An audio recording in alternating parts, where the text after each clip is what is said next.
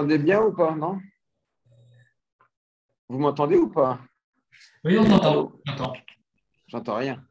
Ah, ok, moi Oui, j'entends un petit peu. oui, Ouais. on t'entend. Bonjour. Bon, ben, tant mieux, hein. Bonjour à tout le monde.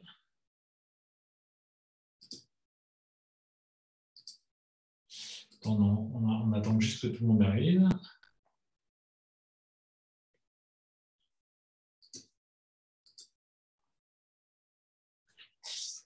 Euh, T'es là, Loïc? On ne te voit plus, Loïc. Je suis là, vous m'entendez? Oui, on t'entend, mais on ne te voit plus. Par contre, tu as dû couper ta caméra. Ah, c'est gênant. Ah ben non, je pense pas. En même temps, je sais pas comment on fait, donc non, non, j'ai pas coupé la caméra. Ah, voilà. Pas à ma connaissance. C'est bon ou pas? Ouais, c'est bon, ça y est, ouais.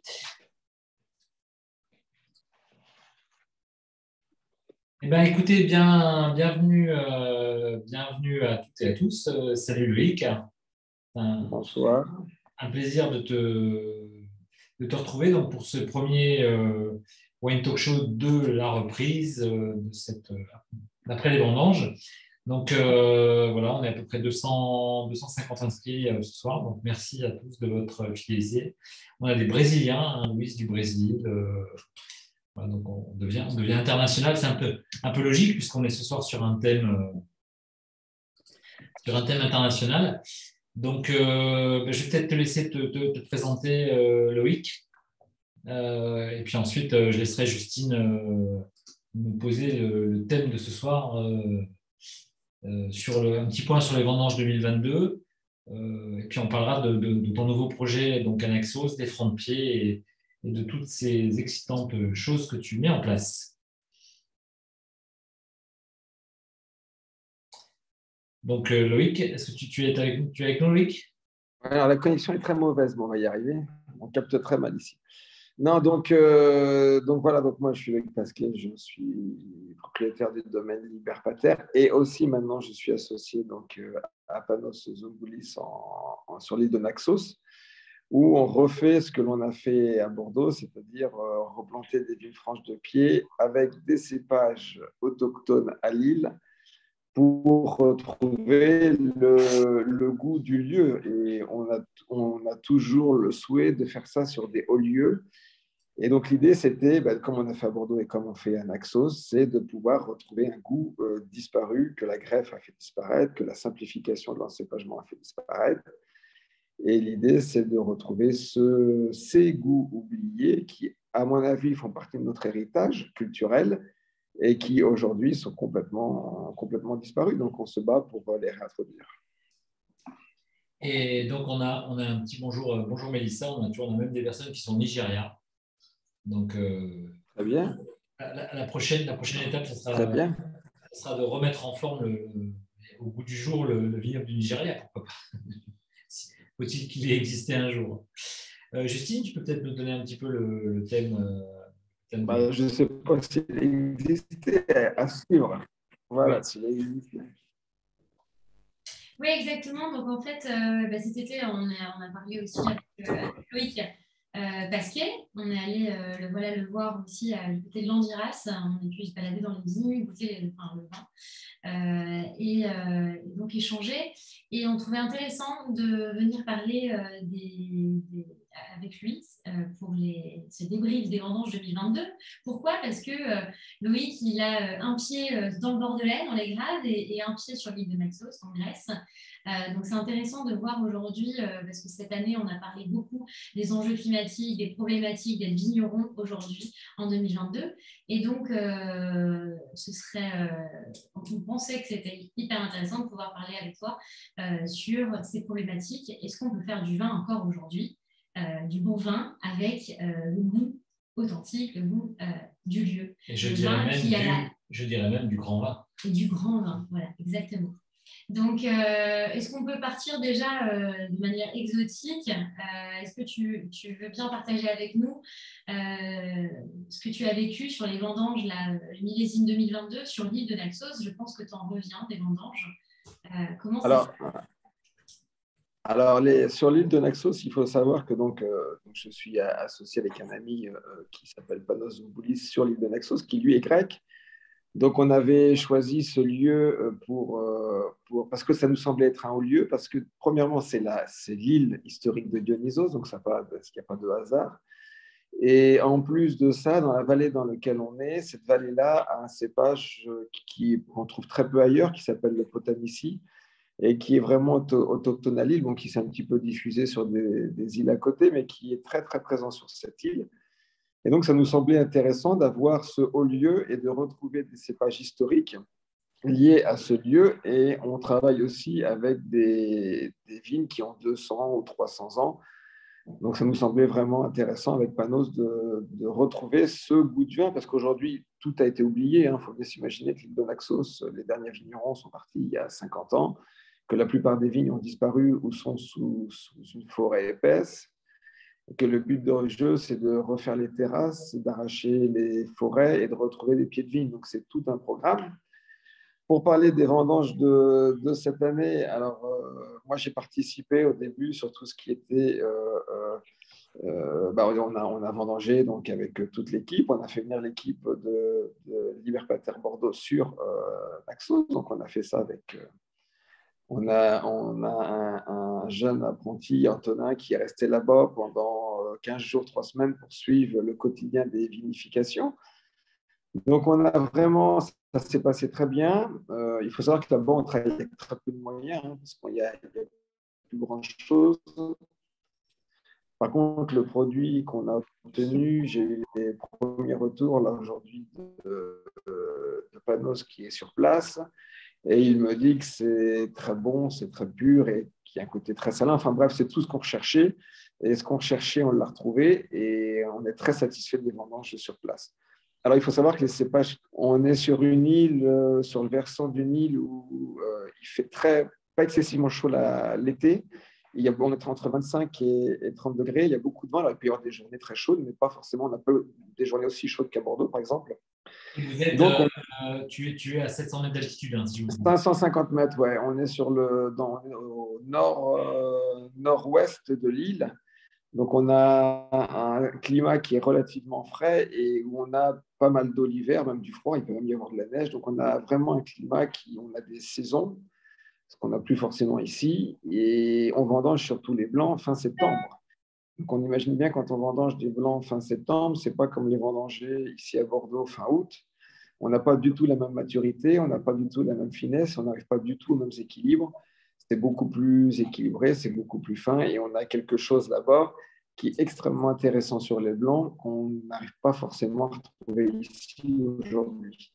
Donc, Donc, je peux oui. te poser une question. Ce que tu veux dire, c'est que les problématiques de sécheresse, par exemple, tu ne les retrouves pas sur ces terroirs-là, à Naxos, notamment grâce à l'altitude, etc. On ne les retrouve pas parce que d'abord, on a des vignes qui ont 200 ou 300 ans, donc qui ont des enracinements profonds. On est sur une vallée où il y a plus d'eau qu'ailleurs, donc c'est beaucoup plus vert qu'ailleurs, donc on n'a pas de stress hydrique comme ici. Même s'il y en a, il n'a pas été aussi violent qu'ici. Mais surtout, il me semble important de vendanger tard, pas parce qu'il faut vendanger tard, il faut vendanger à la juste maturité. Et cette juste maturité à Naxos, elle arrive fin septembre. Et ça me semble beaucoup plus, sur les vins, ça me semble beaucoup plus propice à faire des grands vins fins que de vendanger fin août, comme ici, où on peut avoir un décalage entre les maturités techniques et les maturités phénoliques, alors que là-bas, les deux courbes sont complètement ancrées l'une à l'autre et on n'a pas de décalage entre les deux types de maturité. Donc, nous, ce qui nous intéresse, c'est la maturité phénolique, c'est surtout pas la maturité technique. On ne mange pas parce qu'il y a un degré d'alcool ou des acidités qui sont atteintes. Ça nous semble ne pas avoir de sens. Ce qui est plutôt intéressant, c'est de vraiment arriver à faire un vin fin et d'avoir une expression d'un lieu et pas d'essayer de faire quelque chose de reproductible partout et en tout temps. Alors justement, c'est intéressant, ces dates de vendange, ça nous permet de faire un pont vers les vignes, donc dans les Graves vers l'Andiras. Est-ce que tu peux nous donner la date des vendanges, justement, à quel moment vous avez vendangé chez vous, là, dans le Bordelais? Alors nous, on est encore en pleine vendange. On a rentré les Cabernet Sauvignon hier. On a rentré des cépages autochtones comme le Casté, le Tarnais, le Saint-Macaire vendredi dernier. Donc, on a commencé les vendanges le 6 septembre, c'est-à-dire qu'on a commencé à peu près comme les autres années.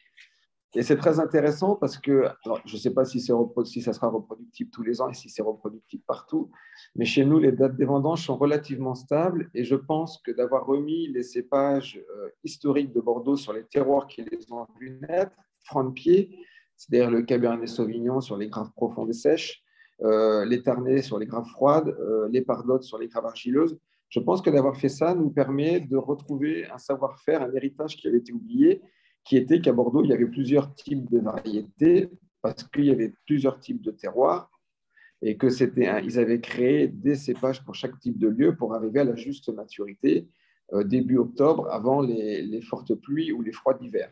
Et on s'aperçoit que quand on fait ça, on a une date pour nous des vendanges qui est extrêmement stable depuis 10 ans, hein, qui est on commence toujours autour du 4 et du 7 octobre. Et elles vont s'étaler encore 2 ou 3 jours et on aura fini tout ça, je pense, lundi prochain.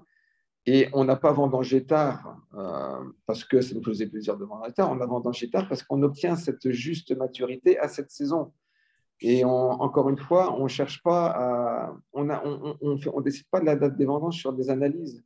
On décide la date des vendanges parce qu'on goûte des raisins. Et je crois que c'est extrêmement important parce qu'aujourd'hui, on voit qu'il y a une espèce de précipitation où on confond acidité et fraîcheur, on fait des vins sur des tilleuls et autres, et on perd en fait cette notion de juste maturité. Et je crois que c'est important de la retrouver parce que il y a peut-être un savoir-faire qui s'est perdu. Et c'est vrai que la vigne franche de pied avec les cépages autochtones nous permet de redécouvrir des choses qui avaient disparu, comme être en capacité de vendanger début octobre.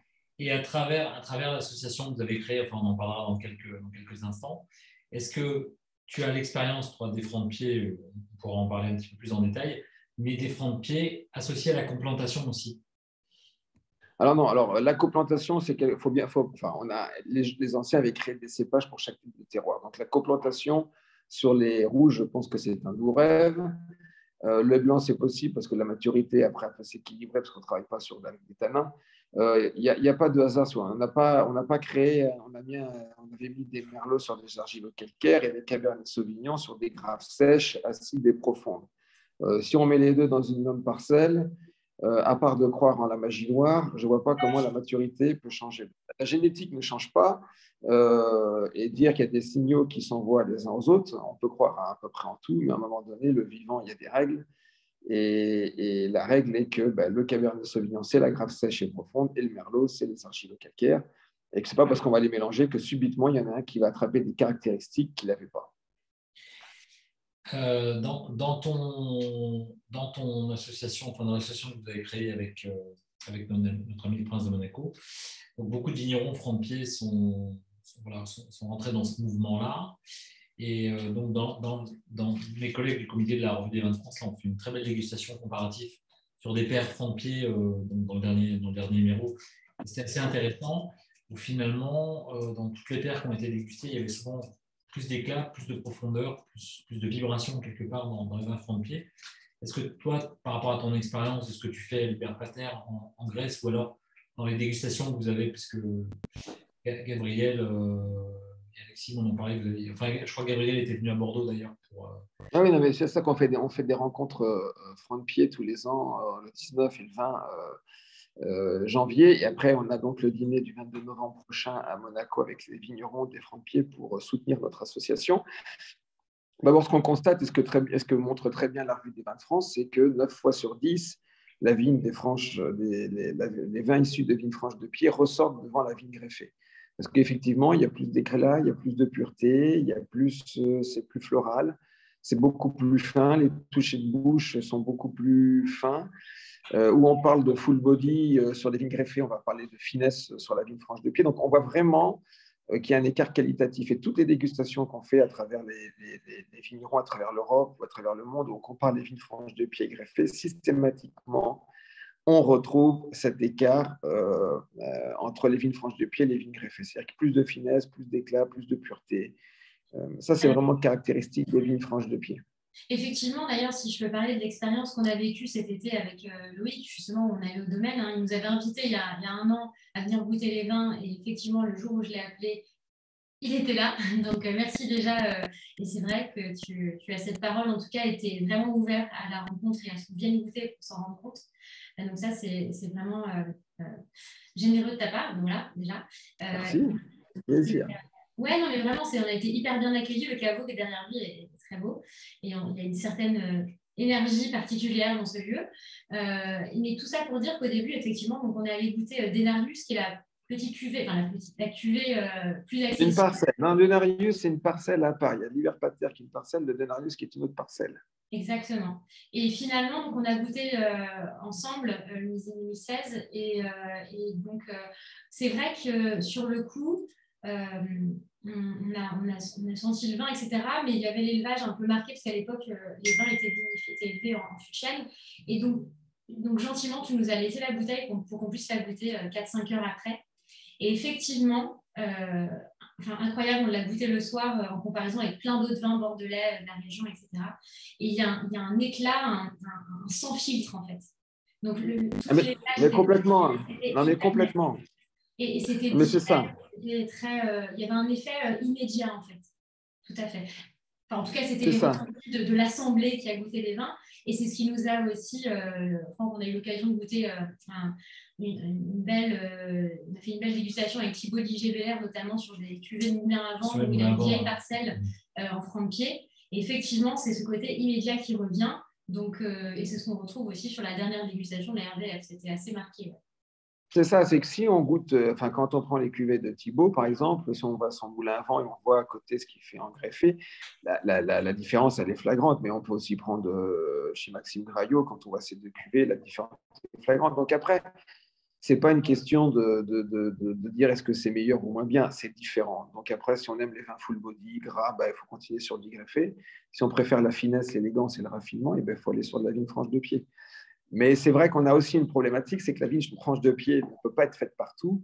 Et il ne faut surtout pas faire croire que c'est possible de le faire partout, parce que ça emmener des gens au casse-pied, parce que quand on n'a pas le terroir, on ne peut pas le faire, tout simplement. Et ça ne sert à rien de prendre des risques inconsidérés et de mettre en difficulté des exploitations. C'est vraiment sur des types de sols très, très spécifiques. On les a ou on ne les a pas. Et c'est pas... Justement, Louis, quels sont les types de sols compatibles avec des vignes franches de pied et l'histoire justement du phylloxéra, en quoi le phylloxéra est un Et puis on peut peut-être aussi après rappeler qu'il y a des pays qui ont eu la chance, à cause des types de sol ou d'autres choses, de ne pas être touchés par le phylloxéra. C'est ça, nous en Europe, on voit très bien que alors après quelques exceptions près qu'on n'arrive pas encore à expliquer, où on voit de la vigne franche de pied sur des argiles, mais globalement, on sait que les sols volcaniques comme l'Etna sont des sols qui sont complètement indemnes de phylloxéra, que les sols de grave de la rive gauche, Gravelot-Sableux, sont indemnes de phylloxéra, ou de la Loire, ou par exemple Louis Thibault, ou son Maxime, etc., sur des graves. Et on voit aussi que les sols où il y a du schiste sont indemnes de phylloxéra. Donc les sols, le type de sol, on peut faire de la vigne franche de pied, on les connaît, ils sont identifiés. Et on sait aussi que dès qu'il y a 3-4% d'argile dans un sol, c'est complètement impossible de faire de la vigne franche de pied.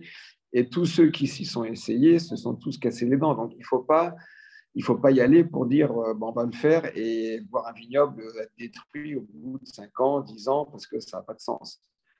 La vigne greffée a quand même été une solution contre la disparition du Vitis vinifera. On a greffé le Vitis vinifera et c'était une solution biologique, donc elle a quand même des vertus. Même si on perd le goût, parce que forcément, il y a une déconnexion du Vitis vinifera du sol, parce qu'il y a un porte-greffe qui sert de filtre, donc c'est le porte-greffe qui sélectionne ce qu'il a besoin et qui le rend disponible au Vitis vinifera. Ça nous a quand même permis de faire du vin, on ne pourrait plus en faire aujourd'hui. Ça, c'est vrai, et c'est important de ne pas le perdre de vue. Et peut-être aussi que, selon le type de porte-greffe qu'on utilise, on sait par exemple que les berlandéries ont des difficultés sur l'enracinement, sur tel type de sol, etc. Et globalement, est-ce que finalement, l'effet filtre n'est pas aussi induit par le fait que le couple vinifera porte-greffe s'enracine avec plus de difficultés et moins profondément?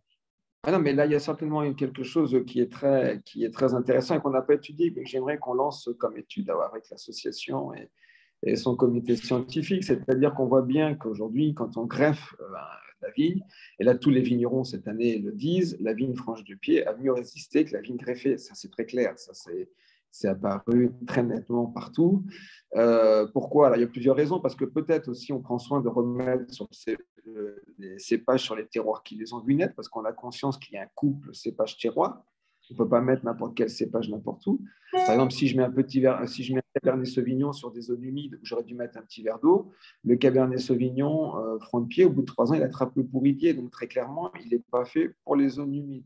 Par contre, si on le greffe, on peut mettre du Cabernet Sauvignon sur des argilo-calcaires. Donc, on peut faire à peu près tout et n'importe quoi une fois qu'on greffe la vigne. Tandis que quand on est franc de pied, ça nous impose de retrouver sur le couple cépage-terroir. Donc, ça, c'est une exigence. Et quand on fait ça, et bien, finalement, on s'aperçoit que chaque variété a son propre système racinaire et que le Cabernet Sauvignon a des systèmes racinaires qui sont très denses et très profonds, donc qui permet de vivre sur des graves profondes, sèches et acides, alors qu'un petit verre d'eau a un racinaire beaucoup plus traçant. Parce que pourquoi? Parce que quand il est sur des zones humides, les zones humides sont beaucoup plus affleurantes, les nappes phréatiques sont beaucoup plus affleurantes, donc le petit verre d'eau n'a pas besoin d'avoir un racinaire profond. Et ça, je pense que c'est vraiment ce qui nous différencie de la vigne greffée, parce que la greffe, finalement, c'est que des systèmes traçants. Et même si on essaye de les faire plonger, on ne pourra jamais les faire plonger plus loin que le socle de la chairlue, c'est qu'à un moment donné, il ne va pas descendre par miracle. Si sa génétique, c'est de rester traçant, il restera traçant et on pourra faire tout ce qu'on voudra. Il ne va pas d'un seul coup se mettre à faire 10 mètres de profondeur.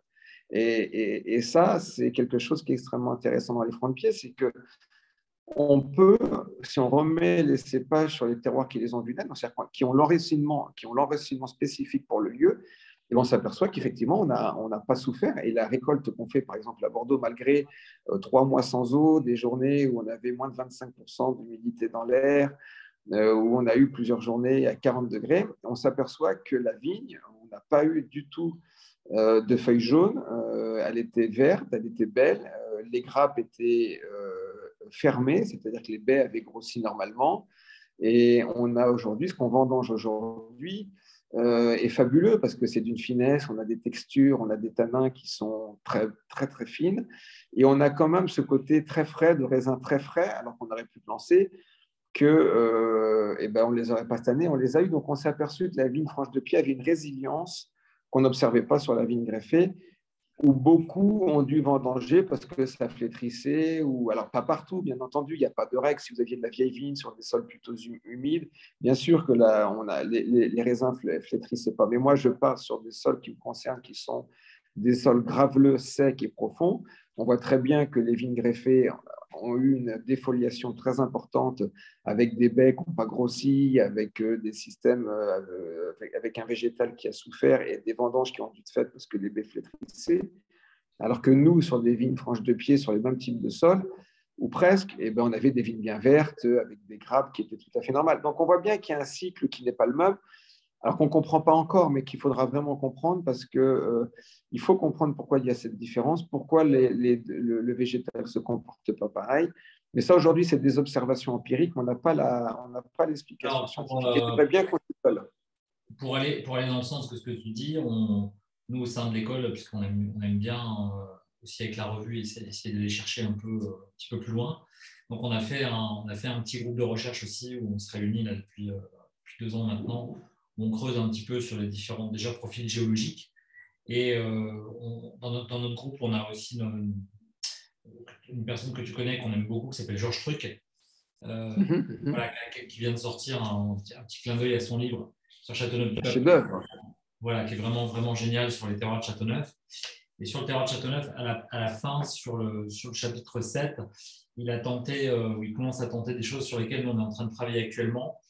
Je fais un petit parallèle aussi avec un message que m'a envoyé Anton là, sur le fait que, par exemple, quand on est en prise directe sans porte-greffe, on a une assimilation plus directe des calciums, etc. Et en tout cas, il y a une chose qui est assez intéressante, c'est qu'on commence, puisqu'on sait que dans la charge minérale d'un sol, on va avoir des anions minéraux ou des cations métalliques, en particulier les cations métalliques qui vont être des précurseurs d'arômes. Ce qui est intéressant, c'est de voir que tous ces éléments, puisque les anions minéraux et les cations métalliques, ils ont aussi un rôle sur le développement de la plante, puisqu'on sait que, par exemple, le zinc, le bore, le manganèse, etc., vont soit de favoriser la photosynthèse, la vigueur, etc., etc., sans rentrer dans le détail. Et ce qui serait intéressant, c'est de voir finalement si ces éléments-là, ils ne sont pas arrêtés ou pas par le porte-greffe, etc. Et ensuite, comment on les retrouve dans le mou et comment ils vont favoriser ou non. Et c'est ça qu'il faut travailler. Et donc, on est en train de travailler là-dessus. Et ce qui est assez sympa, c'est qu'on peut le travailler. C'est ça qu'il faut travailler. On t'a perdu, Loïc. Je ne t'ai pas compris, pardon. Est-ce que tu es avec nous, Loïc? Ah, je ne suis plus là. Moi, je vous entends bien. On t'a récupéré. Non, moi, je t'entends bien. Je te dis, oui, il faudrait travailler sur tout ça, l'absorption des minéraux. Non, vous m'entendez pas? Si, c'est bon. Ça y est, on t'entend. Ouais. Non, je dis que oui, il faudrait travailler sur l'absorption des minéraux parce qu'on comprendrait pourquoi chaque variété a un terroir bien fait. Ouais. Il faudrait comprendre pourquoi chaque variété a un terroir spécifique. Et on s'aperçoit bien, par exemple, sur les vignes franches de pied, qu'on a des vignes qui ne sont jamais carencées. Pourquoi elles ne sont jamais carencées? Elles sont pas justement. Vous m'entendez là? Oui, on t'entend, vas-y, on t'entend. Plus, mais on t'entend maintenant, ça dépend. Non, je vous disais, voilà, c'est savoir, c'est comprendre, par exemple, pourquoi ces vignes ne sont jamais carencées.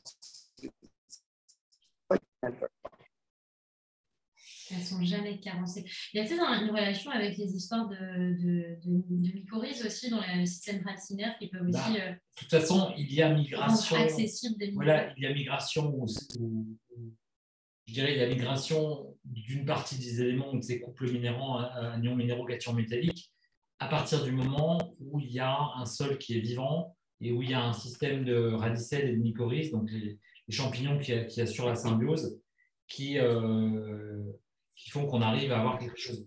Peut-être, est-ce que tu peux couper ta caméra, Loïc, pour qu'on t'entende, pour qu'on ait une meilleure bande passante? Un informaticien dans le groupe qui nous donne des conseils. Gérard.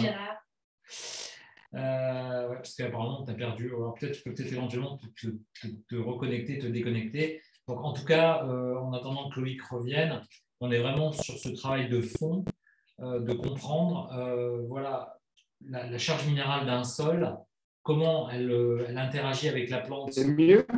Ouais, c'est mieux. On t'a récupéré. C'est mieux ou pas? Oui, c'est mieux, on t'a récupéré. Ouais, attends. Ah, oui, il est parti, il va revenir. Il est parti sur l'île de Naxos. Mais... Voilà, il vient comme diraient nos amis de Star Trek, de faire une téléportation sur l'île de Naxos. Juste voilà, pour terminer sur ce travail, on est vraiment en train d'essayer de chercher comment ces minéraux migrent à travers la plante dans un sol vivant. Donc, c'est un travail qu'on est en train de mener. Et c'est très intéressant aussi parce que dans les minéraux, il y a bien sûr l'effet qu'on connaît, c'est-à-dire l'effet sur la plante et sur le vin, mais aussi il y a une symbolique. Chaque minéraux en général est relié, et on en a parlé avec un certain nombre de personnes qui travaillent en biodynamie, est relié à une symbolique, et cette symbolique, elle a aussi une dimension de résonance, à mon avis, dans la partie gustative du vin. Je pense que Loïc est en train de revenir. Je ne sais pas si je l'ai vu passer. Hop, on va essayer de le récupérer. Vous m'entendez?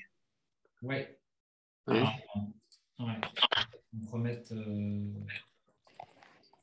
Tu es là, Loïc? Je suis là, je vous entends très bien. Ah, attends, bouge pas. Super, nickel, on t'a récupéré là, ça va. Moi, je vous entends très bien. Non, je vous disais, non, mais oui, il y a plein de choses à réapprendre parce qu'on a tout perdu, la culture vigne franche de pied, mais ne serait-ce que la plantation. Il y a des façons de planter, de bouturer la vigne en fonction des régions. Ce savoir-faire, on l'a perdu parce que la greffe a simplifié les techniques de plantation. Donc, il y a tout un héritage qu'il faut réapprendre. Et ça va prendre beaucoup de temps parce qu'on l'a perdu, on l'a perdu et on peut le retrouver que dans les vieux bouquins. Justement, tu as beaucoup de vieux bouquins comme ça qui expliquent qu'on retrouve beaucoup ces techniques de plantation en échalas avec des densités et puis surtout plantées en quinconce. Est-ce que ces techniques-là qu'on retrouve dans le Bordelais, enfin dans ces textes-là, est-ce que c'est les mêmes techniques qu'on retrouve sur les vignes qui ont été plantées en Grèce justement, ou est-ce qu'il y a vraiment des cultures de plantation différentes? Bah là, il y a des cultures, enfin sur Naxos, hein, c'est complètement différent parce qu'en Naxos, c'est en terrasse. Et on a la chance de travailler sur des vignes qui ont 200 ou 300 ans, donc qui sont préphyloxériques. Donc les méthodes culturales, on les a toujours. Contrairement à Bordeaux, où l'industrialisation du goût est passée par là, et on a simplifié les méthodes culturales pour optimiser les coûts de production, et donc on a complètement perdu le savoir-faire ancestral. Contrairement à Axos, du fait que l'île, la viticulture ait été abandonnée, les vignes qui sont exploitées encore ou qui sont sous les forêts n'ont pas bougé depuis 300 ans. Donc elles sont là, elles sont préphyloxériques. Il y a d'autres pays, du coup, où on retrouve aussi des villes préphyloxériques en dehors de l'Europe, hein, le Chili, par exemple. Est-ce que tu as eu l'occasion, toi, de goûter des vins qui t'ont fait vibrer de ce pays? Alors oui, il y en a, il y a forcément des vins, mais il y a un héritage culturel qui est européen. Il y a quelque chose qu'on ne pourra pas contester qui va de l'Atlantique à l'Oural, c'est que chaque cépage a été fait pour des régions bien spécifiques. Et on peut pas, enfin, on peut toujours déplacer un végétal, on peut toujours faire un Cabernet Sauvignon à Napa Valley, on peut toujours faire un Chili au Chili Carmenère ou autre chose. De toute façon, quand il y a une déconnexion entre le lieu et la variété, on bascule sur un vin variétal parce que du coup, il y a plus de connexion. Et après, on peut faire tout, à peu près tout, n'importe où. Mais on fait autre chose. On ne fait plus de la viticulture fine, on ne fait plus des vins de lieu, c'est un autre type de viticulture. Pourquoi pas, mais c'est plus la même chose. Et tu vois, moi, pour avoir voyagé il y a 3-4 ans au Chili, là, et pour aller dans le sens de ce que tu dis, bien sûr, au Chili, il n'y a pas de cépage indigène, hein, on sait. Enfin, s'il y en a, ils ne sont pas exploités, cultivés, etc. Par contre, moi, le cépage qui m'a vraiment plus plu en franc de pied, de facto, c'était le País. Donc, le País ou Mission, hein, qui est ce cépage qui a été amené par les missionnaires au 15e. Et je trouve qu'il y avait finalement, c'est un cépage qui a peu de couleurs et qui arrivait, j'en ai goûté dans différentes régions du pays, et je trouve que c'est un cépage qui arrivait quand même à amener Ouais. une certaine finesse, tu vois, qui n'était pas dans le côté extravagant. On pouvait sentir une influence quand même du sol, même s'il n'y a pas la profondeur qu'on peut avoir en historique. T'es là, Luc? Mais voilà, c'est ça, c'est exactement ça la différence. Moi, je veux dire, on peut goûter. Vous m'entendez? Oui, on Allô, t'entend. Bon, vous ouais, c'est m'entendez bon. ou pas? Allô, allô, allô. Oui, c'est bon. Ouais. Non, moi, je veux dire, moi, on goûte beaucoup de vin, hein. On peut dire à peu près tout ce qu'on veut, mais quand on goûte, par exemple, du pinot noir de partout dans le monde, le pinot noir reste quand même en Bourgogne. Enfin, après, on peut faire à peu près tout, hein, mais j'ai jamais goûté des pinots noirs meilleurs que ceux qui étaient faits en Bourgogne. Donc, ça dépend quel type de vin on recherche. Si il faut du vin pour tout le monde, hein. Il y a les vins, il y a les vins de haut lieu, il y a les vins communs, il y a les vins de substitution. Si on veut faire des grands vins, le couple, le cépage terroir, on n'y coupera pas. On n'y coupera pas. Alors, des fois aidé par un porte-greffe, des fois franc de pied. Mais moi, à Bordeaux, je ne ferai jamais les pinots noirs que font les bourguignons. Même avec des sols argilo-calcaires, je n'arriverai jamais au niveau des bourguignons. De la même façon que les bourguignons ne pourront jamais prétendre à faire le même cabernet sauvignon que l'on fait ici. Donc, il y a vraiment une adéquation cépage terroir. Et après, on peut prendre tout n'importe où, mais ça ne fera jamais la même chose que si on prend les cépages sur leur lieu d'origine. Et bien entendu, si c'est franc de pied, on a un effet amplificateur. Et donc là, du coup, on passe. Enfin, qu'est-ce que c'est que remettre un cépage sur les terroirs qui les ont vus naître? C'est quand même le Graal de la viticulture. C'est ce qu'on peut faire de mieux. C'est-à-dire, demain, si on arrive à retrouver. C'est revenir, Comment? c'est revenir à l'origine. C'est revenir à l'origine, on ne peut pas faire mieux. C'est-à-dire remettre un pinot noir en Bourgogne sur les argilo-calcaires, remettre un cabernet franc à Saint-Émilion, franc de pied. Qu'est-ce qu'on pourrait faire de mieux? C'est quand même le Graal. Et ça vaut tout le reste. Maintenant, ça ne sera pas possible dans l'état actuel des connaissances. Est-ce que ce sera possible demain? Est-ce qu'on va trouver des solutions? Peut-être, peut-être pas, j'en sais rien. Je ne crois pas qu'elle passe par des croyances ou par des choses un petit peu bizarres, mais peut-être qu'un jour on aura une solution. Aujourd'hui, on ne l'a pas. On sait qu'il y a des sols pour lesquels ça résiste, on sait qu'il y a des sols pour lesquels ça ne résiste pas. Ça, c'est l'état actuel de la. On va se rendre compte que, bien sûr, la vigne franche de pied apporte quelque chose que le reste n'apporte pas. ou permet d'avoir accès à ce que la vigne greffée ne permet pas d'avoir. Donc peut-être qu'on voit bien de toute façon qu'il y a une dynamique sur la vigne franche de pied. On voit bien qu'elle est mondiale, que que les vignerons qui faisaient de la vigne franche de pied, il y en a plein qui ont essayé, il y en a plein qui essayent depuis des dizaines d'années. Il y a des vignes, vous prenez le Clos-Manoux dans le Médoc, ils ont des vignes centenaires qui sont pré-phylloxériques. Donc c'est pas quelque chose de nouveau, c'est quelque chose qui se fait depuis longtemps, c'est quelque chose que les grands vignerons ont essayé depuis longtemps. Et sauf qu'aujourd'hui, on se structure, on a créé une association pour justement essayer de comprendre tous ensemble qu'est-ce qui se passe quand on a une vigne franche de pied, qu'est-ce qui la différencie d'une vigne greffée, pour essayer de comprendre ce qui se passe. Et on est très fiers d'avoir des vignerons qui viennent de partout, même du Nouveau Monde, parce qu'on veut pas faire quelque chose de sectaire où on dirait, bah non, bah vous n'êtes pas le coupe cépage terroir, vous pouvez pas. On est en train de créer un label où il y aura, on remet le cépage sur le terroir qu'il a vu naître, et il y aura le label franc de pied quand on sera, par exemple, au Chili, avec des vignes franches de pied, parce que c'est important d'avoir tout le monde avec soi, et c'est vraiment important de comprendre ce qui se passe sur la vigne franche de pied. Et puis peut-être que la solution pour remettre de la fine franche de pied, on la trouvera ailleurs qu'ici, enfin, ou enfermée entre quelques-uns.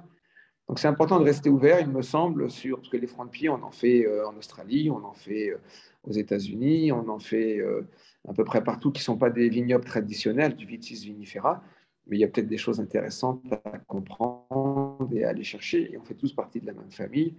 Et donc, on en décide de tous être ensemble dans le même bateau, et c'est très bien, c'est très bien.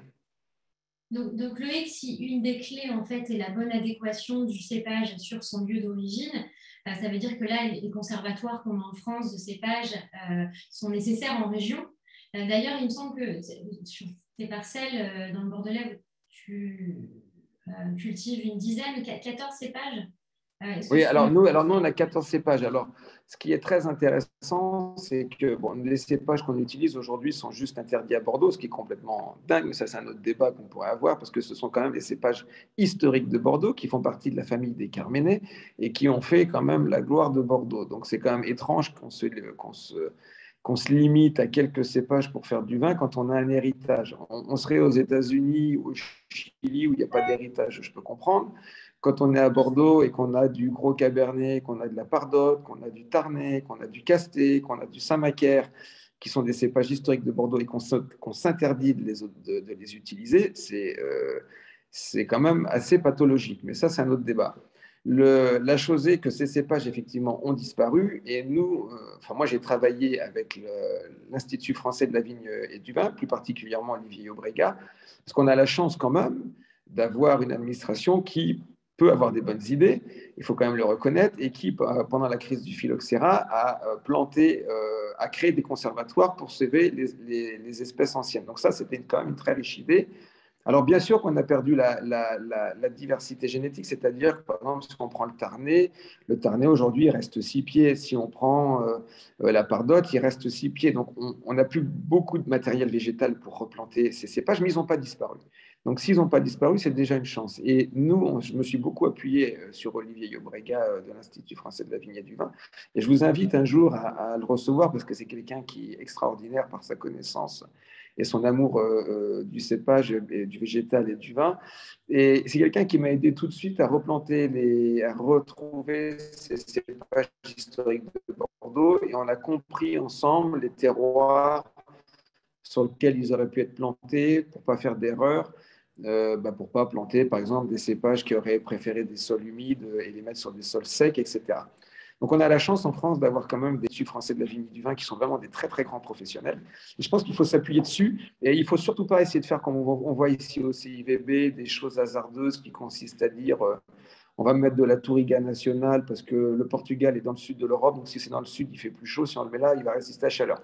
Alors ça, c'est des raisonnements qui sont d'une simplicité remarquable, mais qui sont horribles, parce qu'ils sont totalement faux d'abord, parce qu'on s'aperçoit que quand on déplace un végétal, il ne s'adapte pas forcément au climat, il ne s'adapte pas forcément, quand je dis le climat, c'est dans le sens large, c'est-à-dire la météo, les méthodes culturelles, l'héritage local et les volumes recherchés, etc. Donc tout ça, c'est complètement faux.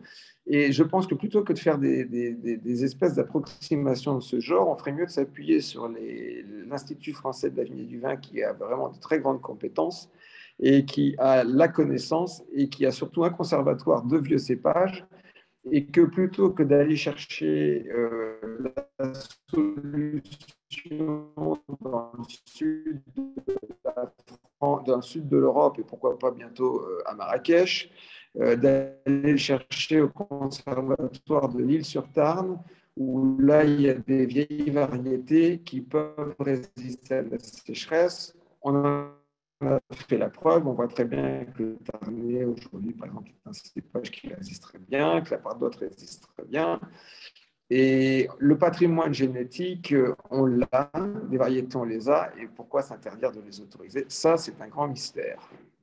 Et est-ce que, puisque finalement on est autour du thème des fronts de pied, du phylloxéra, etc., est-ce que la pratique culturelle, en particulier la biodynamie, va intensifier l'expression des vins sur ce type de profil de plantation, selon toi? Non, non, alors là bon, je vais être très clair, je ne crois pas en la magie noire. Donc, à partir de là, la biodynamie, je ne comprends pas. L'ésotérisme, je crois, c'est au couple, c'est pas tiroir. Ça, j'y crois beaucoup. Après, la Lune, on n'a pas attendu Steiner pour travailler avec la Lune. On n'a pas attendu Steiner pour soigner les plantes avec les plantes. Et j'entends même dire parfois que si on mettait 30 grammes de pucerons de phylloxéra avec une 500, je ne sais quoi, on pourrait lutter contre le phylloxéra, sont dangereux, parce que ce n'est pas vrai. Ils obligent des vignerons à se fourvoyer dans une direction qui les emmène dans le mur. Ce n'est pas 30 grammes de pucerons brûlés, dynamisés pendant 1 heure qui va régler le problème. Et ça, je pense réellement que c'est dangereux pour les exploitations. Maintenant, chacun croit en ce qu'il veut, c'est pas gênant, mais il ne faut pas emmener les gens, il ne faut pas faire croire aux gens n'importe quoi. Parce qu'il y en a qui sont prêts à croire n'importe quoi pour essayer de faire des choses. Et ça, c'est dangereux. Maintenant, la biodynamie, bon, après, écoutez, chacun fait ce qu'il veut, c'est pas ma tasse de thé. Par contre, on ne peut pas nier que les vins sont bons, que beaucoup de vins sont bons, mais je pense qu'ils sont bons parce que les vignerons passent beaucoup de temps dans leurs vignes et pas parce qu'ils ont mis 30 grammes de compost de bouse de vache. Voilà, après, ça c'est mon point de vue, il peut ne pas être partagé, je suis tout à fait ouvert à un autre point de vue, mais je ne crois pas du tout que la biodynamie apporte quelque chose au franc de pied. Le franc de pied, c'est ce qu'on peut faire de mieux. Il n'a pas besoin d'être corrigé, il n'a pas besoin d'être assisté, il n'a pas besoin qu'on lui dise ce qu'il faut faire. Quand il est sur son terroir, il se débrouille très bien.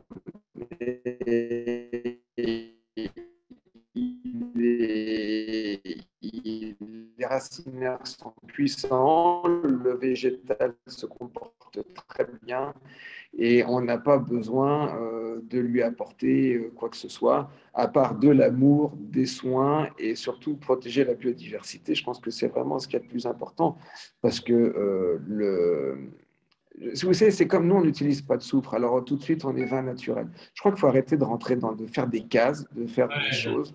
Je crois que ce qu'il faut faire, c'est de l'agriculture avec un A majuscule. Et quand on fait de l'agriculture avec un A majuscule, on revient aux fondamentaux. Et quand on revient aux fondamentaux, on n'a pas besoin comment on dit ça, de se rentrer avec des gourous ou quoi que ce soit. On a juste besoin de retravailler de façon pragmatique le végétal et de respecter, bien sûr, l'environnement et la biodiversité. Maintenant, la biodynamie, ce n'est pas dangereux. Ce qui y croient, c'est qu'il ne faut pas qu'on envoie les gens à planter du franc de pied en leur faisant croire qu'on va régler le problème avec des tisanes, parce que ça, c'est un mensonge. Et ça, c'est très grave. C'est très grave parce que les gens vont se tromper. Et c'est des vignerons qui vont être en difficulté. Donc ça, il faut quand même, ça, c'est vraiment un message qu'il faut faire passer. C'est aujourd'hui, très clairement, on a les terroirs ou on ne les a pas. Point. La discussion elle s'arrête là. Et ça, c'est vraiment comment dirais-je, c'est extrêmement scientifique. Après, on n'est pas obligé de croire en la science. Il y en a qui pensent que la Terre est plate. Encore une fois, ça ne me gêne pas, mais la Terre est ronde. Là, voilà, les sols, on les a pas. On sait aujourd'hui qu'au-dessus de 4% d'argile, c'est une. On le sait, on ne peut pas mettre de franc-pied. C'est terminé. La messe est dite. D'ailleurs, on peut voir une vraie biodiversité au sein des parcelles, notamment chez toi, etc. C'est la préservation tout à fait de l'environnement. Oui, bien sûr. Non, mais voilà. En tout cas, la culture de la vigne, c'est plutôt de la préservation de la biodiversité. On voit que c'est très vivant, les parcelles, etc. Donc, c'est cette agriculture-là dont tu parles. Mais voilà, c'est ça, parce que moi, je pense qu'il faut reprendre l'agriculture avec un grand A. C'est parce qu'aujourd'hui, l'agriculture, c'est comme si c'était lié à quelque chose d'industriel. Pas du tout. L'agriculture, c'est quelque chose de traditionnel. C'est un métier qui a 12 000 ans et c'est simplement refaire de l'agriculture. Et remettre des arbres autour des haies, ça, c'est du concret. Et ça, c'est cohérent. Remettre du compost dans ces terres, ça, c'est cohérent pour aider la vigne, la vie à se déplacer. Nous, pour vous donner une idée, on met 100 tonnes de compost par an dans nos sols. Donc 100 tonnes, c'est énorme, hein, mais parce que nos sols doivent avoir 100 tonnes, parce qu'ils sont filtrants, parce que pour plein de raisons. Vous comprenez bien que si je passais avec 30 grammes de bouse de vache dynamisée, enfin entre 30 grammes et 100 tonnes, vous comprenez bien qu'on est bien on n'est pas du tout sur le même ratio. Moi, je veux bien qu'on mette 30 grammes, hein, ça ne me gêne pas, mais je n'ai pas l'impression que je ferais les mêmes effets que 100 tonnes. Donc, il y a quelque chose il faut revenir à la base, il faut revenir aux fondamentaux. Et moi, quand je parlais avec les anciens qui avaient cette vigne avant moi, ils me disaient, mais nous, du fumier, on en mettait énormément, parce que si on mettait de fumier, ça ne poussait pas. Vous avez aussi quelque chose qui est à la mode, qui est l'herbe permanente. Mais l'herbe permanente, je suis convaincu que dans 5 ans, les gens vont y revenir, parce que ça affaiblit énormément les vignes. Ça dépend des terroirs. Mais sur des sols de graves, au bout de 5 ans, la vigne, elle est complètement elle est à genoux. Donc, aujourd'hui, on voudrait appliquer des règles partout, mais ça ne marche pas comme ça. Les règles, il n'y a pas de règles. Il faut bien connaître son lieu, il faut l'appliquer. Et il faut adapter en fonction de son lieu des modes culturels qui sont liés à son lieu. Et c'est là qu'on parle d'héritage. Et c'est là qu'on parle de transmission. Parce que ça, on l'a perdu. Mais les anciens avaient ce savoir-faire, cette connaissance du lieu et la transmettaient à la génération d'après. Aujourd'hui, on doit tout réapprendre. La génération d'après suivait aussi cet exemple-là. Et voilà, et sauf qu'aujourd'hui, on a perdu ça et on a considéré que les vieux, ils ne savaient pas travailler. Et donc, on a dit, on va mettre du NPK, on va tailler comme ça, on va remonter les palissages, on va faire des palissages, etc. Et on s'est planté. Très clairement, aujourd'hui, on est au bout du bout. On voit que le vignoble à Bordeaux est en train de se mourir. Il fallait venir voir cet été. Des parcelles entières avec la sécheresse qui ont disparu, les pieds ont juste claqué, ils ont crevé, mais c'est des parcelles entières. Donc on voit bien qu'il y a un problème et bizarrement, celles qui ont plutôt une technique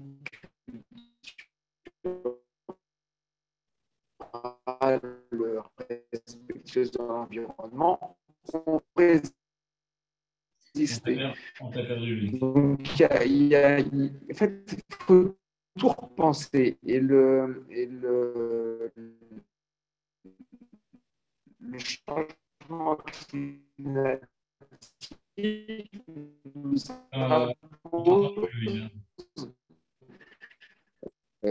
une réflexion et un changement dont les francs-pieds peuvent faire partie, parce que les francs-pieds sont une partie de la solution.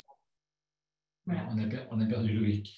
En attendant que Loïc arrive, il y avait une question sur le chardonnay. Oui, voilà, j'avais envie de la poser d'ailleurs. Le chardonnay, finalement, il vient du Mâconnais, puisqu'il y a une commune qui porte son nom, un chardonnay, donc Pinot chardonnay, Pinot blanc.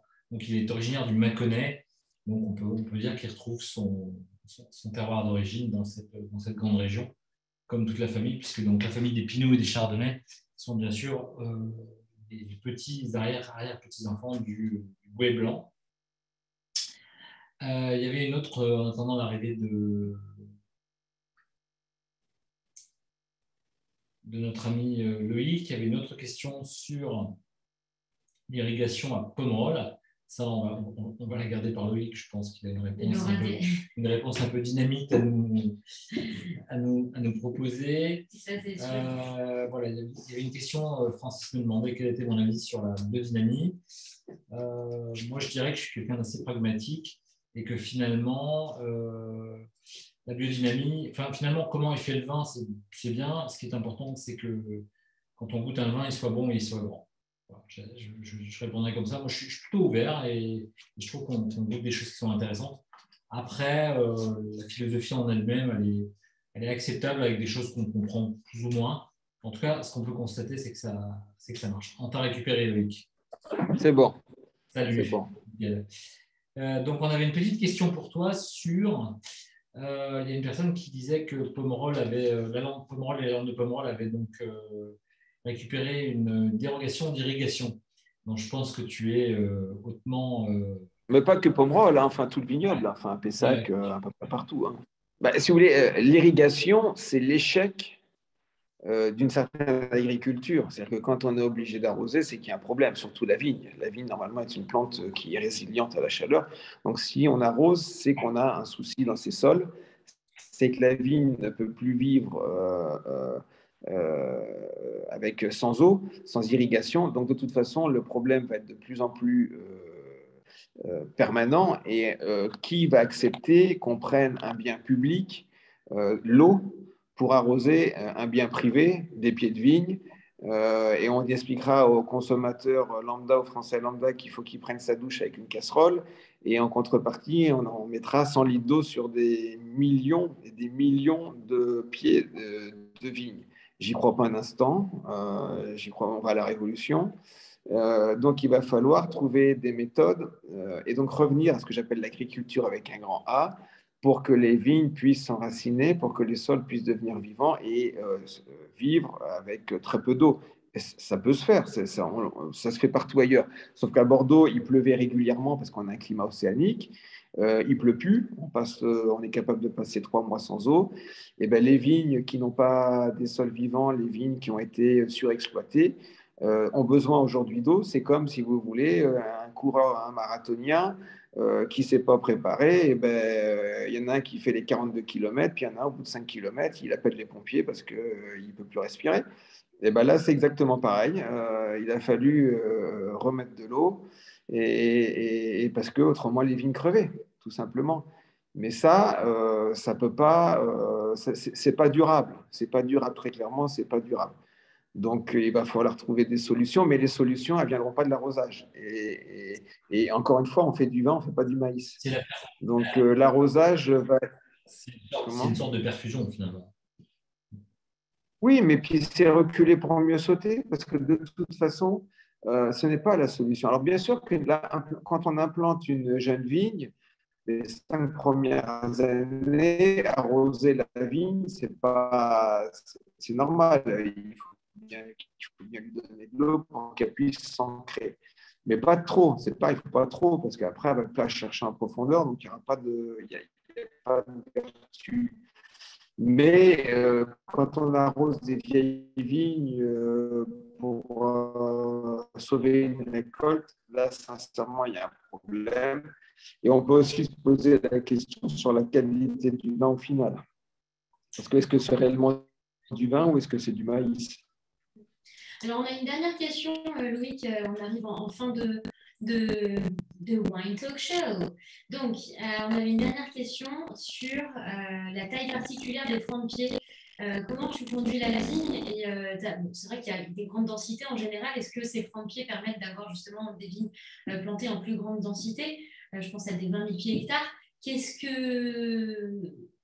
Voilà, comment tu vois la culture de la vigne? Alors là, c'est pareil, ça dépend. Là, c'est pareil, ça dépend de l'héritage local. C'est-à-dire que nous, par exemple, à Bordeaux, c'était à 20 000 pieds par hectare en quinconce avec une culture en joual. Donc, nous, on l'a remis comme ça. On était en taille très basse, c'est-à-dire qu'il y avait la taille qui était à 5 cm du sol. Et si on regarde les gravures du 19e, du 18e, on voit très bien que c'était une culture très basse et que les vignes traînaient par terre. Après, si vous prenez la Moselle, c'est encore autre chose. Les vignes franches de pied ou en vallée du Rhône ou ailleurs, ou en Italie, chaque lieu a sa densité en fonction de la variété, du climat, etc. Nous, on est à haute densité parce que les cépages qu'on a quand ils sont en franc de pied ont plutôt un comportement bonsaï, c'est-à-dire qu'ils sont très peu poussants, la récolte est très faible et les grappes sont de petite taille. Donc, on n'a pas il n'y a pas de règle. C'est vraiment, là encore, l'héritage local qui permet définir le mode de conduite. Et c'est ça qui est intéressant. Et c'est ça aussi qu'on voudrait préserver avec l'association. On souhaite mettre la culture de la vigne franche de pied à l'UNESCO parce qu'on pense que c'est un héritage culturel. Le bouturage en fonction des lieux, les cépages historiques sur les terroirs qui les ont vus naître, etc. Et je pense que ça a un sens d'aller à l'UNESCO pour préserver cet héritage qui a quand même 8000 ans en Europe et qui porte la civilisation européenne. Donc, il n'y a pas de règle. La question, c'est il n'y a pas de règle. En fait, dans la viticulture, il n'y a pas de règle. Il y a des lieux, il y a des terroirs qui ont des héritages ancestraux et qui doivent être sauvés avant de disparaître totalement. Alors, tu sais ça? Ouais, alors justement, Loïc, est-ce que je peux partager, justement, tu disais les vignes, elles sont un peu bonsaï sur les parcelles. Est-ce que je peux partager en photo un petit peu Bien sûr. quelques photos? Donc, je sais pas si ça va fonctionner. Tac. Les droits. Oui, on les a, oui. Donc voilà, on voit que c'est en échalas, on voit que c'est une culture en échalas avec des vignes qui sont à 80 cm, le feuillage est à 80 cm de haut et la taille se fait à peu près 10 cm. Alors là, le cœur, c'est pas moi. Désolée, c'est mes amis.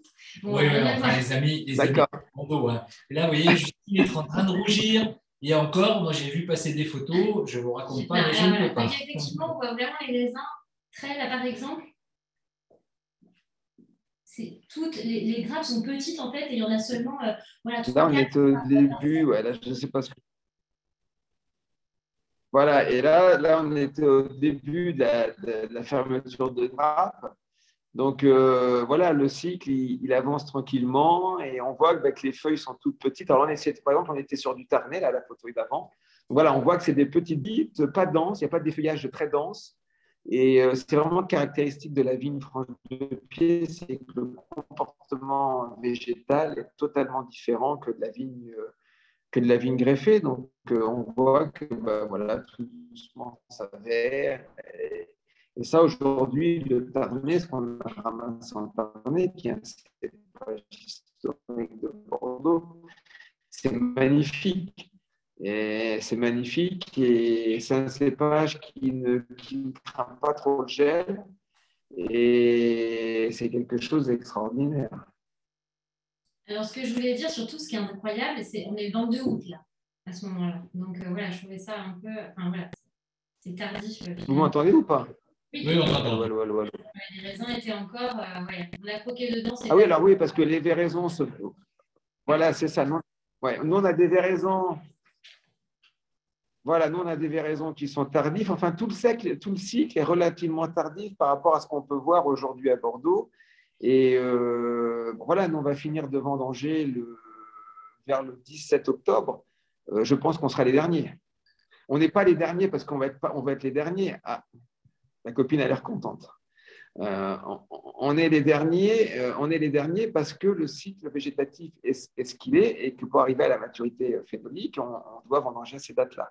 On n'est pas dans un espèce de concours premier, dernier, c'est parce que c'est le cycle qui l'impose.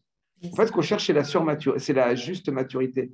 Ce n'est pas la surmaturité. C'est la justesse et l'équilibre. Bon, écoute, Loïc, il ne reste plus qu'à te remercier du temps que tu nous as consacré pour cette deuxième invitation à laquelle tu as répondu avec beaucoup de plaisir.